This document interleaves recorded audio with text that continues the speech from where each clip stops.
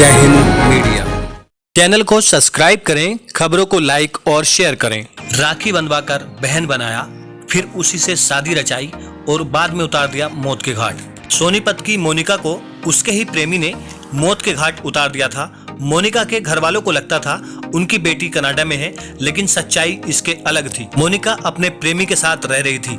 प्यार में लोग कभी कभी सारी हदें पार कर देते हैं। इसी प्यार में जीने मरने की कस्में खाई जाती हैं, लेकिन कभी कभी यही प्यार ऐसा धोखा देता है कि जिंदगी खत्म हो जाती है। मामला सामने आया है सोनीपत से।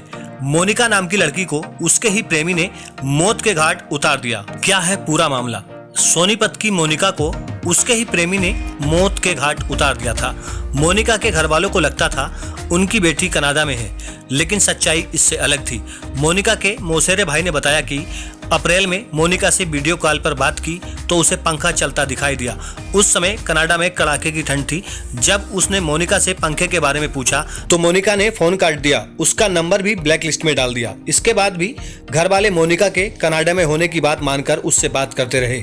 बाद में जब मोनिका ने घर वालों से बात करनी बंद कर दी और फोन उठाना बंद कर दिया तो उनको शक पैदा हुआ।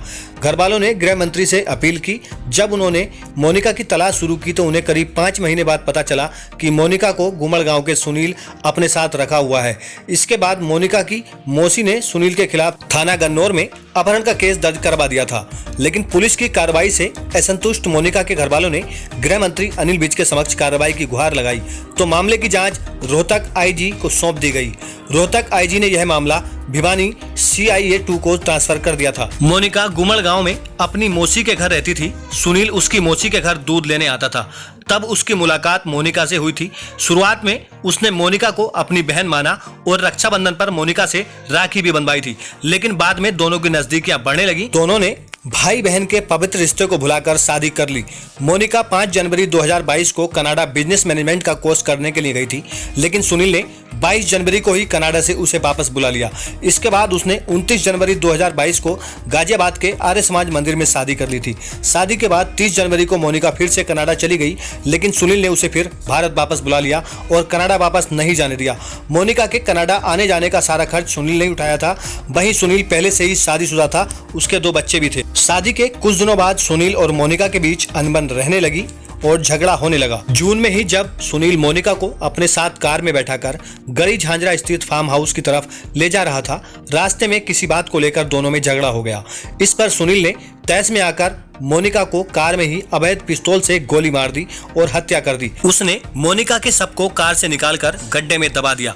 मामला भिवानी CIA 2 के पास पहुंचने के बाद से ही CIA पुलिस लगातार सुनील का पता लगाने का प्रयास कर रही थी। वह लगातार फरार चल रहा था।